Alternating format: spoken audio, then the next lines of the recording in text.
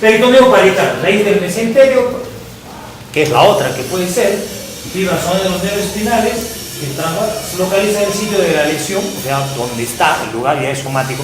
En una apendicitis, por ejemplo, ¿cuándo se hace somático? Al principio se hace visceral, porque duele el epigastrio, duele la región periumbilical, y después se hace somático. ¿Cuándo se hace somático? Cuando ya se ubica en fosa ilíaca derecha. ¿No es cierto? Esto es una, ya se localiza. Entonces es un dolor localizado. De aparición brusca, un dolor de aparición brusca. De así de un momento está durmiendo y se despierta. ¿Cuál sería? Los dolores cólicos. Cualquier dolor cólico, ¿no es cierto? Un dolor, vamos a ver cuáles son los dolores cólicos, cualquier dolor cólico. No se nos aparece. Se agudiza con los movimientos, ya cuando ya tiene obviamente compromiso. ¿Qué le vas a decir? Vengo en el carro y con cada bache me dolía. Ya tiene compromiso peritoneal, a veces tiene compromiso parietal, ¿no? Ahí tenemos una causa de dolor de compromiso parietal que obviamente va a tener, ¿no? Porque obviamente herida de arma blanca, no va a tener compromiso parietal, por supuesto que sí se está metido el cuchillo de adentro, no, es obvio. Es paciente que, acuérdense, no tiene que hacer su cola, ¿no es cierto? Viene con el cuchillo y dice, señor, por favor, haga cola. Pero ¿qué haga? Y llegan a eso. O sea, a veces uno ve y observa la conducta de los internos, ¿no? Y hay internos que en serio hacen eso. La otra vez alguien dijo, pero tú estás loco, estaba agarrando y me está internando con colecitis aguda. Así de ya bien tranquilo, le dolía, pero estaba ahí, ¿no? Estaban haciendo su historia y viene un paciente con un corte así y le botea, ¿no? Está sangrando, pues, activo, de hemorragia. Señor, espera un ratito, ¿no ve qué estoy haciendo? No me van a atender, el doctor está sangrando y sigue, ¿me va a atender? Pero estoy haciendo la historia, espérenme, no. Sí, yo estaba ahí al lado y mira, está bien. Digo, ¿cuál crees que es más ranazo? ¿No ves que está sangrando? Por lo menos recuéstalo, comprímelo. Este sí es más emergencia que lo que está. ¿Se va a morir de colestitis? No. ¿Y el otro se va a morir de hemorragia? Sí. Entonces, ¿cuál es prioritario? La hemorragia. Entonces, primero comprime, pues eso, no haga su cola, se espera. Pero llegan a eso, sí llegan a eso. Espere, señor, ¿no ves que estoy haciendo? Ay, no te digo. Y así llegamos a la idea, no llegar a eso. Ustedes llegan a ser internos y prioricen, hagan su, ¿cómo se llama eso? Triaje. Este es más rápido, este no, porque si no hay triaje, tengo que seleccionar los pacientes, a quién lo atiendo más rápido, a quién no, a quién sí, a quién no, eso tengo que hacer. Y el dolor referido, o sea, quiere decir que muchos dolores, ¿ya?, se van a irradiar hacia otros lugares y muchos dolores de otros sitios se van a irradiar a determinadas zonas y me pueden hacer confundir. O sea, dolores que no se originan en el abdomen, sino se originan fuera del abdomen y me producen un dolor abdominal que es causa de abdomen agudo, causa de muerte del paciente este que les he contado. Siguen imaginándose, ¿no? Diagnóstico, podría no tener. Muy bien, demorado, así habrá demorado este compañero, no. El cerebro no discrimina cuál acción ingresa al estímulo y produce una sensación en la piel en general, ¿no? Entonces en esos dolores se originan en otro lado, no sabemos si son los famosos dolores referidos, que pueden viceversa, ¿no? Se originan en el abdomen, pero se refieren a otro lugar, o viceversa, de otro lugar se originan en el abdomen. Dolores referidos. Infarto de cara subdiafragmática inferior. Eso es lo que ha tenido ese paciente. Se ha muerto pues. Porque le han puesto ranitidina, le han puesto esto y lo han mandado a su casa. Entonces, ¿cómo vas a mandar a un paciente con un infarto? ¿Por qué lo han mandado a su casa? ¿Por qué creen?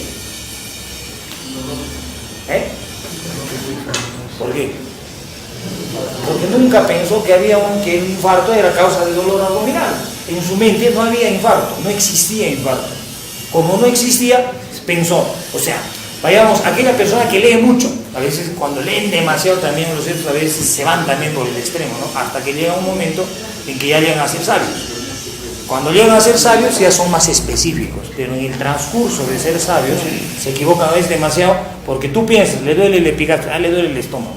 Viene otro que lee un montón y tiene 100 causas de dolor de epigastrio. Pucha, que se ha leído, pero de todo, ¿sabes?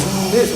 Y ese se puede confundir más, porque piensa de todo y se va para allá, para allá. Entonces a un paciente agarra y le pide, no sé, tomografía, resonancia, le pide todo, y por ahí era una gastritis simple. pero le ha pedido de todo porque en su mente había tantas cosas, ¿no? Pero también está el otro que no piensa más porque no sabe más nada. Entonces, ¿qué le va a dar si no sabe más nada? Entonces, a él agarra, piensa el dolor, a ver qué está en ese lugar, le duele la piel, pero no sabe que debajo de la piel hay músculo, hay celular, debajo está el estómago, no sabe, entonces le duele para la piel, entonces ¿qué le va a dar? Su cremita. Pues no sabe más, entonces le da una cremita.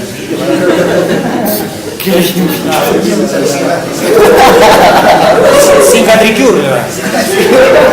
El tema es que no tiene cicatriz. Y ahí viene el problema. Eso quiere decir que no son dolores originados en el abdomen, ¿sí? Y dolores fuera del abdomen. Dolores originados en el abdomen, no hay mucho que hablar. No voy a decir dolor originado en el abdomen. Herpes zóster, ¿está bien? ¿Puede ser? Puede. Normalmente el herpes zóster se origina más en tórax y se irradia hacia abdomen. Es una de las causas de dolor de abdomen agudo médico.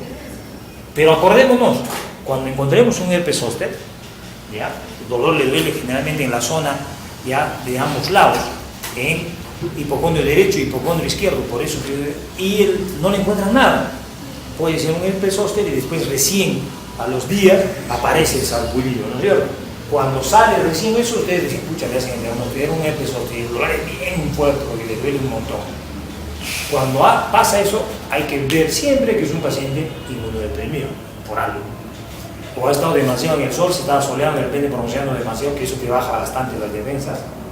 O tiene lo más común, nosotros como médicos pensamos que puede ser, o tiene HIV o tiene un tumor.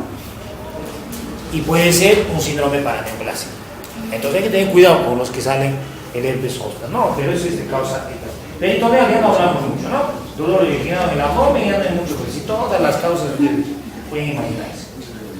Vayamos al otro. Enfermedades vasculares, eso no hay mucho, vamos a repetir unos nombres, pero le estamos hablando en forma general como para hablar. Todo lo que puede ser originado en el abdomen, ya sabemos, ¿qué tenemos en el abdomen? Vísceras, para acordarnos, ¿no? De repente nos olvidamos, vísceras, tenemos hígado, tenemos vasos, tenemos epífilo, todo eso puede doler. Hace poco hemos operado una cosa poco común que se llama, que existe infarto de epífilo, torsión de epífilo. Raro, pero hay, ¿no? Entonces, ¿qué pasa? Torce el epífilo y se infarta y después viene con abdomen agudo. Y a veces produce hasta hemoperitoneo. Entonces uno agarra, lo opera pensando, pucha, ¿qué será?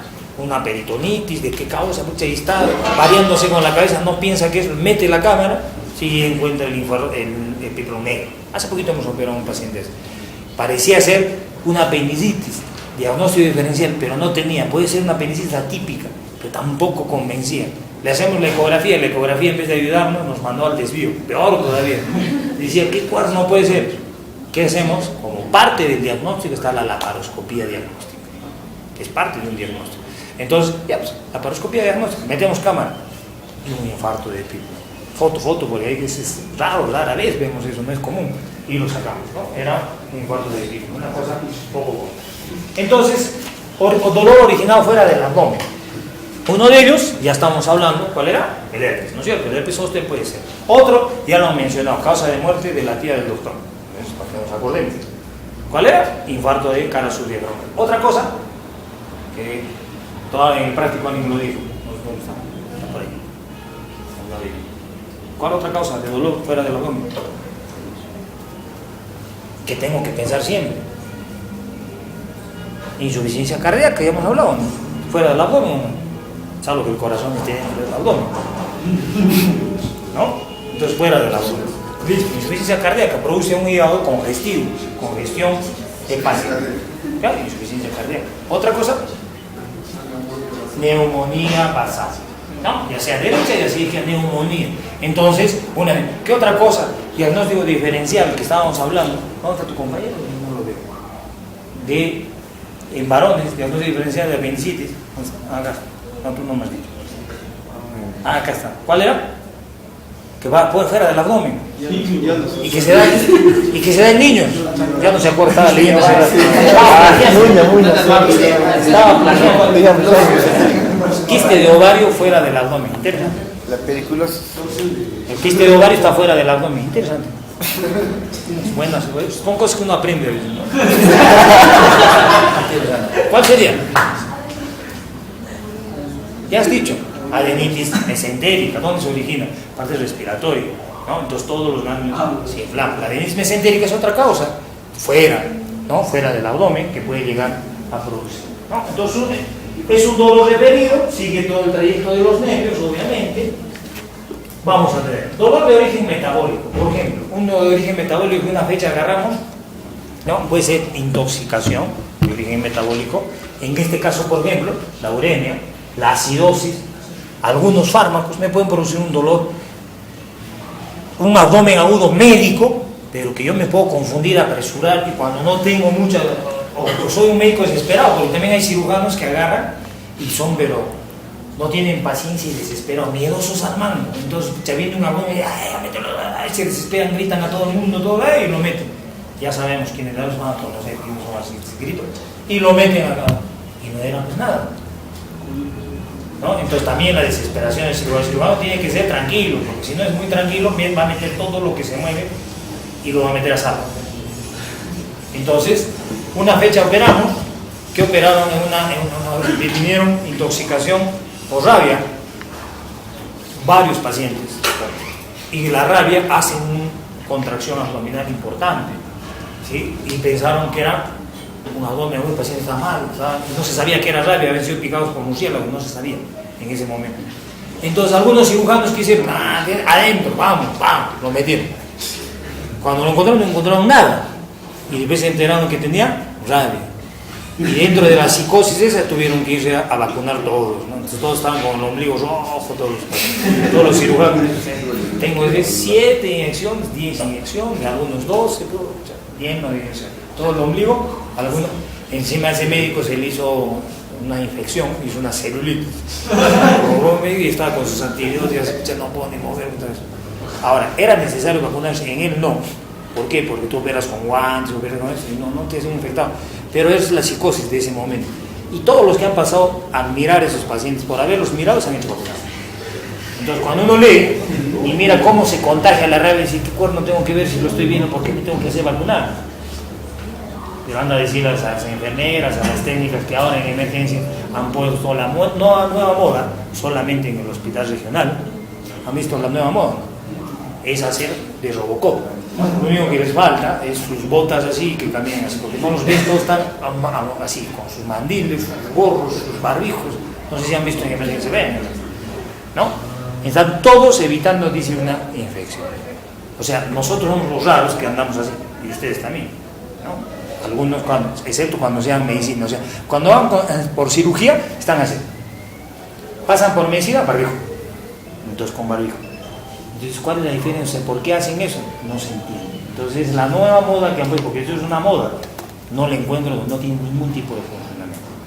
Hay un método que se llama el método Bandle, para, eso no lo hemos hecho en técnicas, y lo vamos a hacer, obviamente, como parte de las clases, que es el tema de prevención, que tenemos que hacer el lavado de manos, etcétera, etcétera. Y para que el método Bandle funcione, ¿ya? Tiene que ser el 100%, ya está demostrado a nivel nacional, un estudio que se ha hecho, pero también a nivel mundial, que si tú un método preventivo, profiláctico, no lo haces al 100%, no te sirve. O sea, está demostrado. O lo hago bien, o no lo hago. Si lo hago a medias, solamente gasto insumos, gasto cosas, porque no estoy haciendo nada. ¿Y qué creen que está viendo en emergencia? ¿Será un método al 100%? No. Es un método que se está haciendo ni siquiera al 30%. Entonces, ¿sirve? Sí, sirve para que gaste en el hospital. Para otra cosa no sirve para nada. Entonces yo siempre digo, si el paciente tiene una enfermedad contagiosa, no, tiene tuberculosis, primero saber que la tuberculosis no es un contagio agudo, primero. Saber que la tuberculosis es un contagio crónico. Entonces, el hecho de decir, no, se va a contagiar de tuberculosis, no estoy, salvo que conviva todos los días. Si yo vengo todos los días al hospital y voy a convivir con un tuberculoso, perfecto, ¿cómo me contagiaría? ¿Cuál sería el mejor método de prevención? Que el paciente tenga su barbijo. Yo para qué. No tiene ningún sentido, pero tendría que idear eso, ¿no? Ahora, todos los que entran se van a contagiar, por supuesto, pero que no sabemos. El paciente tiene H1N1, doctor, ya todos tenemos que estar con barbijo, y nosotros los cirujanos nos infectamos, ¿qué somos? Extraterrestres, ¿qué somos? No nos pasa a nosotros nada, pero ellos sí, no sé, no les entiendo. Pero bueno, esas son las cosas. Dolor de origen neurógeno, ¿no? Ahí tenemos, producido por una compresión medular o radicular de pacientes, accidentes de tránsito, lesiones medulares, que pueden producir un abdomen agudo e incluso un hilio paralítico por lesión nerviosa, y los pacientes están así distendidos, ¿no? ¿Y qué pasa? No, lo que ha pasado, ahora tenemos un paciente, no me han hecho olvidar que está en la 133, ¿ya? Es un paciente que se ha operado por un síndrome de Ogilvy. El Ogilvy es una distensión abdominal que cede es la única causa que funciona la sonda rectal. Le pones la sonda rectal, se sale todo el aire y después empieza a funcionar el intestino rectal. Está totalmente distendido, ¿ya? Y es un paciente, ¿por qué se hace el Ogilvy? Por falta de inervación, por un problema nervioso. En este caso, por ejemplo, esta es una de las causas del síndrome de Ogilvy, compresión nerviosa. Entonces, este tipo tuvo un accidente, trauma cráneoencefálico y un trauma medular. Entonces, ¿qué le pasó? Hizo un Ogilvy. ¿Qué pasó? El Ogilvy no es quirúrgico, obviamente, es tratamiento médico. ¿Qué pasó con este paciente? Nosotros lo vemos, ¿ya? Al interno rápidamente yo lo veo y le digo, pues, hay que operar a este paciente. ¿Cómo va a estar tanto día así, este paciente? Si ustedes miran la placa, en la placa hay un signo de Jover. ¿Qué cosa era el signo de Jover?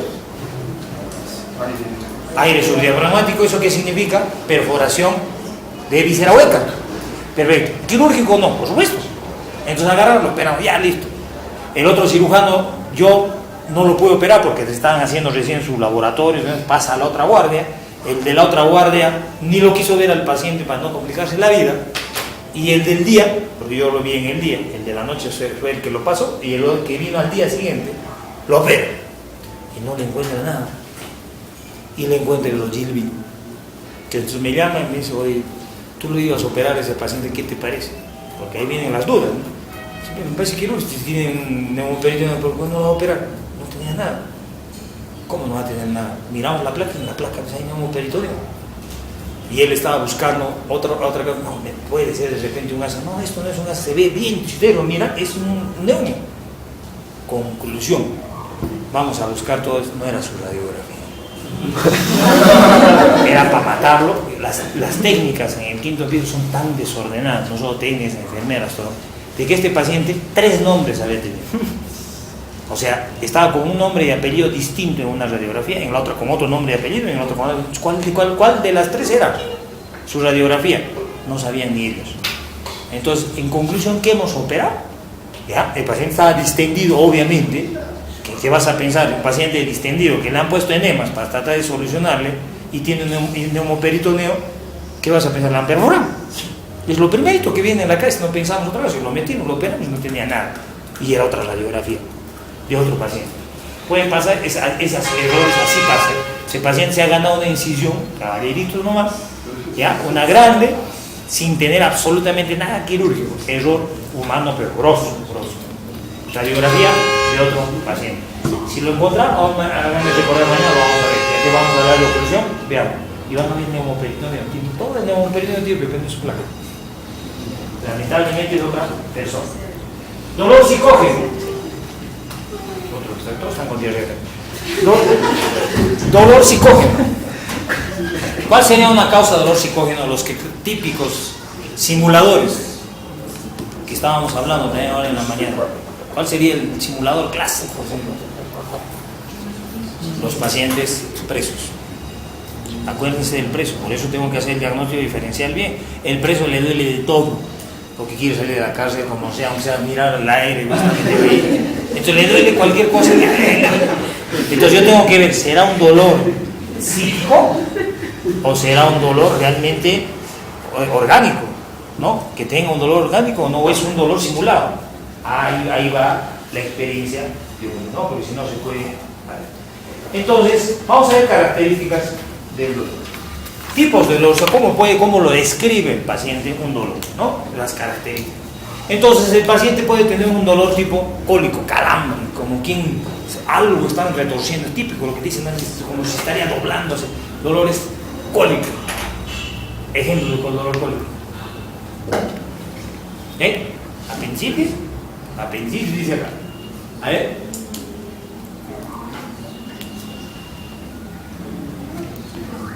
¿Apendicitis tipo cólico? No, pero él está diciendo apendicitis tipo cólico. No, apendicitis tipo cólico. ¿Sí o no? Aquí no. Apendicitis tipo cólico, no, salvo a tus compañeros.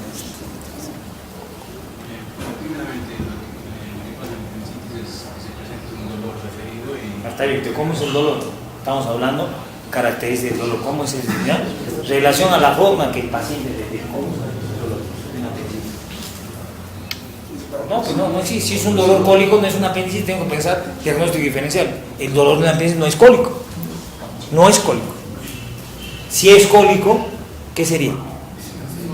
Diagnóstico diferencial. Fosa ilíaca derecha. Paciente viene, femenina, con dolor en fosa ilíaca derecha, dolor tipo cólico. Quistes ováricos.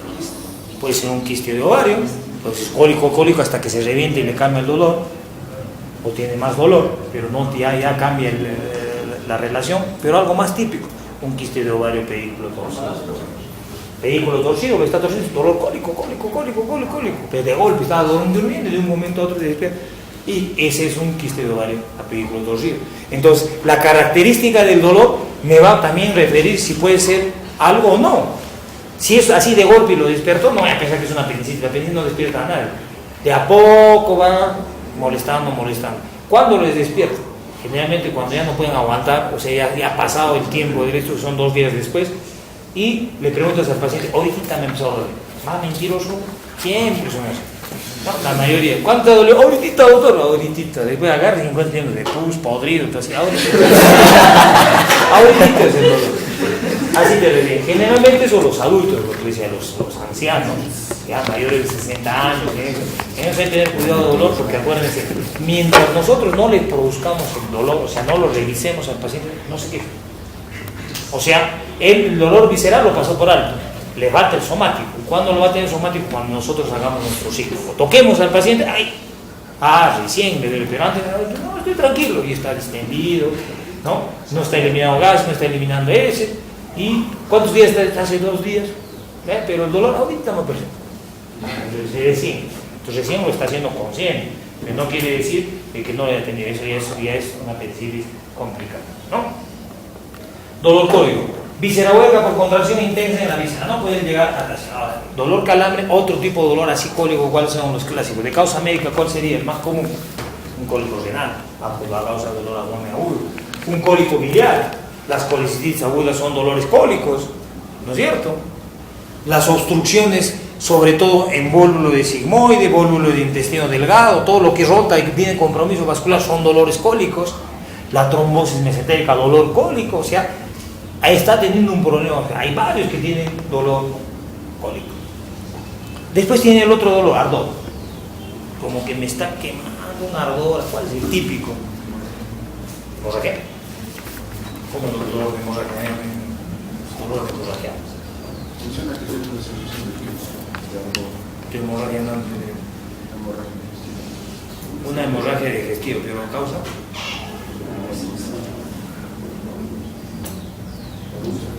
Es la úlcera. No es que el sangrado le produzca ese dolor, sino su úlcera.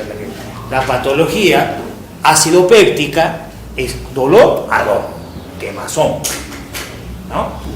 No es que la hemorragia es una consecuencia, pero no es que la causa del dolor tipo ardor, la patología acidopéptica en general, gastritis, úlceras, etcétera, ¿no? Llamado también dolor urente, claro. Esto es como si le estaría, él dice, muchos dicen que esto es como si me estarían apuñalando, me está doliendo y no calma ese dolor. Entonces, cuando es así como que le estarían apuñalando, es más probable que sea una úlcera y no solo una gastritis, ¿no?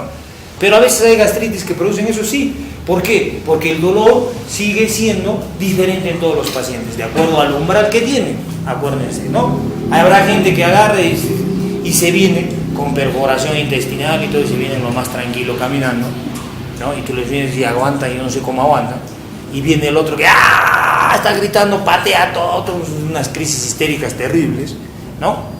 Y al final no tenía nada, era una crisis histérica. Es el otro diagnóstico diferencial de causa psíquica, acuérdense, las crisis histéricas, no vienen no solo el precio, Si no vienen aquí, ¿qué ha pasado? Se ha peleado con su pareja, se ha peleado, y ahí vienen los problemas, ¿no? Les aparecen los dolores automáticos. ¿No es cierto? Me peleé y viene el dolor. Y empiezan en emergencia, se ponen locos. Pues, ¿cómo hago el diagnóstico diferencial? Con crisis histérica versus un paciente que realmente tiene dolor, digamos, o aquel que viene inconsciente. ¿Cómo le harían usted? ¿Cómo se dan cuenta que es una crisis histérica? Hay cosas típicas que tiene el histérico o histérica, ¿no? Porque antes hablábamos mucho de histérica, ¿no? Las mujeres histéricas, que ahora los varones están superando a los ¿no? Ya cada vez se está yendo a la par. Ahora ves varios varones, con la única diferencia que el varón es más selectivo que la mujer, ¿no? Cuando el varón se quiere suicidar, se suicida. Cuando la mujer se quiere suicidar, finge que no. Entonces, difícil que se suicide, usted con papel, así se corta. En cambio, el varón se agarra un machete y dice, ese sí será duro, le voy a matar, ¿no? En ese caso es diferente. Pero ¿cómo me daría cuenta? Y hasta eso hay que saber, ¿no? Estábamos hablando de dolores anterior, que me olvidaba una de las causas de dolor que es importante, y es un abdomen agudo médico, es el tétano. Y para el tétano también hay que saber, ¿no?, cómo se hace el diagnóstico. Yo recuerdo que fui por primera vez a mi guardia, cuando era residente, me tocó un hospital lejos de donde yo estudié medicina. En el mapa me enteré dónde era, entonces me fui y fui a hacer mi residencia, no conocía, ¿no? Entonces cuando fui a hacer mi residencia, mi primera guardia, viene el jefe de guardia muy reconocido, para todos lo respetaban mucho porque era un trono, ¿no? Eso decía, si realmente después me di cuenta que era un trono, pero en ese momento yo no lo conocía, pero hablaban así de... Entonces vino un paciente, agarra y vino así, tetanizado, un paciente varón, era reportista, venía el de medicina, entonces vino el capo de medicina, ¿no? Lo vio, suero, un tétano. Agarraron, lo pusieron en el suelo y no mejoraron.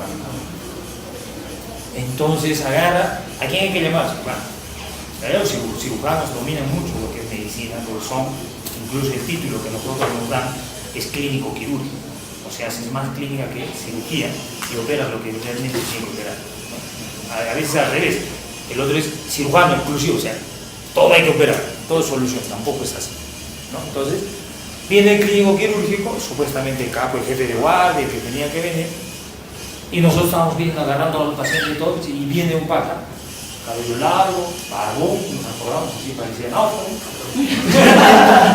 y patea la puerta, o sea, pero pateó la puerta como quien va a romper, ¿no? Como quien está saludando a alguien, ¡pum! Y la puerta, ¡pa! ¡pa! Se golpeó, lo miró al paciente, es una crisis histérica, y se fue. Y nosotros nos quedamos ahí, ese loco, ese jefe de puta. ¿Qué nos espera, no? Está loco. ¿Cómo patear la puerta así? Nosotros nos agarramos con mi compañero, que estábamos en la época de criticones, entonces le decían, nos han tirado cachetadas por todos lados. Entonces era una de las primeras críticas, porque recién habíamos llegado, pues está, pero loco, va a patear la puerta, ha pateado la puerta, vení, viste, ¿qué? Crisis, se va. ¿Qué había sido? ¿Qué creen que ha hecho? Porque él dijo que no es un tétano, es una crisis histérica, y se fue con esa seguridad. Él no era loco, sino sabía mucho. Pero para nosotros en ese momento era un loco, un trastornado que había agarrado, pateó la puerta, vino a ver, y ese jefe había que tener miedo porque pegaba a todo el mundo, un loco malo. ¿Qué pasó? ¿Qué pasó? Claro. ¿Qué había pasado? El ruido produce una crisis tetánica. El ruido, cuando el paciente está tranquilo, le produce una crisis tetánica. Entonces, él lo que hizo, pateó la puerta no porque quería romper la puerta y estaba loco en el hospital, no, sino pateó para hacer un ruido fuerte, brusco, de un momento a otro, y el paciente haga su crisis tetánica. Y el paciente no lo hizo. Y evidentemente era una crisis histérica. Estaba el capo ahí de medicina que no se había fijado, no lo tomó en cuenta, pero el otro lo tomó en cuenta. ¿Y cómo lo despertaron al paciente? Estaba con su suero, le suspendieron el suero. Y viene el otro, que había dos cirujanos, pucha, el otro parece está más loco, porque vino y agarró, con el que se corta los yesos, con su maquinita, ¿sabes qué? Ponlo acá, le vamos a cortar la cabeza. No tenemos anestesia, nada, lo vamos a tener que abrir acá, porque este pata tiene una lesión en el cerebro. Pero todos sin anestesia, así nomás sin anestesia. Ni siquiera sabíamos qué era eso, pensábamos que era una sierra, pues no lo conocíamos. entonces nosotros dijimos, pues este hospital está lleno de locos. Es terrible. Entonces el paciente que estaba así se despertó y decía, a mí nadie me toca. Entonces agarró y se reaccionó. Y era una crisis histérica. Entonces el otro, ¿qué estaba haciendo? Estaba simulando para que el paciente entienda, porque obviamente las crisis histéricas son conscientes. Paciente totalmente consciente, y se despertó, dejó de hacer su contracción, dejó su loquería y lo dejaron ahí, le pusieron su diazepam, se terminó la crisis histérica. Y en ese momento había un dilema, todos, será pucha que es un tétano esto, y nosotros, el dilema de nosotros decía, estamos en un hospital de locos, ¿no? Viene el náufrago ese y nos liga, era un desastre, todos criticando, ¿no? Terminados en esas cosas, conclusión, ¿qué había sido? Que los patas sabían mucho, ¿no? Y los ignorantes éramos nosotros, pero éramos los criticones. Los caballeros, ¿no? Nos convertimos, nos cachetábamos a cada uno, decir, a la mierda, nos falta tanto saber, hay que leer, ¿no? Nos fuimos a leer y decía que el ruido producía crisis y recién leyendo, por eso ha pateado la puerta. Y el otro, ¿por qué? Por eso, ya recién entendieron, ¿no? No eran locos, eran unos tipos buenísimos, unas personas muy humildes, muy tromes, pero muy humildes, ¿no? Y nosotros éramos unas bestias todavía, pero después aprendimos a que no tenemos que aprender a cuidarnos, o sea, a hablar, a cuidar nuestra boca, porque a veces pecamos por hablar demasiado sin saber en nuestra ignorancia, que a veces es lo típico de acá en Busco, ¿no? Todos saben de todo. Tú hablas con un estudiante de ingeniería y te hablas de medicina como si supiese mucho de medicina. Yo tenía un compañero que hablaba así, estudiaba odontología y hablaba de medicina, y tú lo escuchabas hablar de medicina y hablabas con su compañero, ¿no? Que no sabía nada de odontología, qué cosas sabían, ¿no? Entonces explicaba, ¿no? Como compartíamos nosotros las habitaciones con él, entonces él hablaba las cosas que nosotros nos escuchábamos, pero no tenía ni idea de lo que estaba hablando, y les contaba y vosotros escuchaban, como que estaría hablando el genio, pero hablaba, tú escuchabas las estupideces terribles, garrafal. Es como decir que el corazón estaba en el pie izquierdo y ahí late todo y los otros, pero fíjate cómo es la ignorancia colectiva, ¿no? Como todos le seguían, ¿no? Y hasta después uno le decía, ¿quién te ha dicho eso? No, me ha dicho tu compañero. Y todavía se medicaba, todavía, desgraciado. Agarraba y le daba, no, tómate esto. Sí, le daba cualquier cosa, ¿no? El año pasado hubo una interna, que yo no sé si estudió medicina, era parecido a este pata de odontólogo, que vino, ¿no? Nosotros lo desaprobamos, obviamente, no sé quién, en algunos cursos, no sé cómo aprobó, no entiendo, pero nosotros estaba recontra desaprobado. Pero fíjense las cosas que hacía. Miren, doctor, ya le he puesto, ya le he calmado al paciente su dolor. Yo lo he visto con dolor todo, pues, y como médico tengo que darle, así todavía hablaba, tengo que darle su tratamiento. ¿Qué les da? Le he dado su analgésico y ahora ya está tranquila, señor. ¿Qué analgésico les he dado? Ceftriaxona. Mira, ceftriaxona. ¿Y de ceftriaxona? Sí, todos los médicos le dan ceftriaxona para calmar el dolor. Y todavía te decía eso. Ay, mamita, ¿qué nos espera? ¿No? Terrible esta doctorita, no sé si pasó por medicina, pero no sabía absolutamente nada de nada. Le hicimos, oye, como sabíamos que no sabía, hicimos la historia clínica nosotros.